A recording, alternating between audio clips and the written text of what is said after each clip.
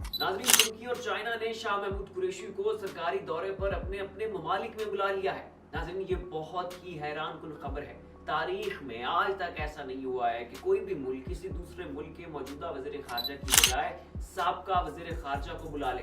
लेकिन नाज़रीन, चाइना और तुर्की ने पाकिस्तान के साबका वज़ीर ख़ारजा शाह महमूद कुरैशी को चाइना और तुर्की सरकारी दौरे पर बुला लिया है। प्राइवेट दौरा नहीं, सरकारी दौरे पर। नाज़रीन, इससे कल शहबाज शरीफ चाइना जाना चाह रहे थे तो चाइना ने शहबाज शरीफ को चाइना आने से रोक दिया। अरब अमारात ने शहबाज शरीफ को कर्जा देने से इनकार कर दिया। तुर्की ने भी किसी किस्म की मदद करने से माजरत कर ली है।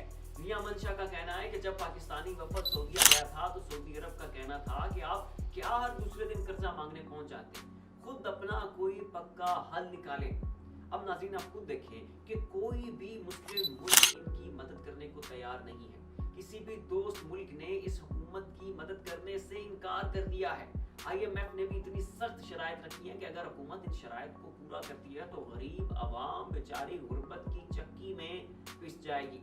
नाज़रीन, हुकूमत इतनी महंगाई कर चुकी है, आज रात फिर पेट्रोल की कीमत में इजाफा कर दिया गया, डॉलर ऊपर जाता जा रहा है, रुपया गिर रहा है, स्टॉक एक्सचेंज में मुसलसल मंदी है, लोगों के अरबों रुपए स्टॉक एक्सचेंज में डूब चुके हैं और हुकूमत महंगाई का शिकंजा मजीद तंग करती चली जा रही है। कोई भी मुल्क पाकिस्तान को मजीद कर्जा देने के लिए तैयार नहीं है। मजीद नाज़रीन, आप देखें कि दोस्त ममालिक ने बिलावल भुट्टो साहब की जगह पर शाह महमूद कुरैशी को बुलाने का फैसला किया है।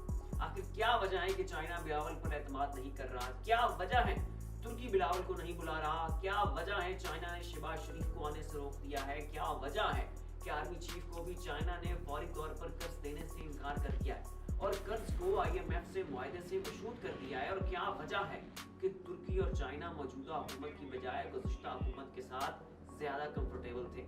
नाज़रीन, क्या वजह है? इसका इज़हार कमेंट बॉक्स में ज़रूर कीजिएगा। फिलहाल के लिए इतना ही। ऐसी मज़ीद अपडेट्स देखने के लिए देखते रहिए हमारा YouTube चैनल और Facebook पेज। इसी के साथ अपने मेज़बान को इजाज़त दीजिए। अपना ख्याल रखिएगा। अल्लाह हाफ़िज़।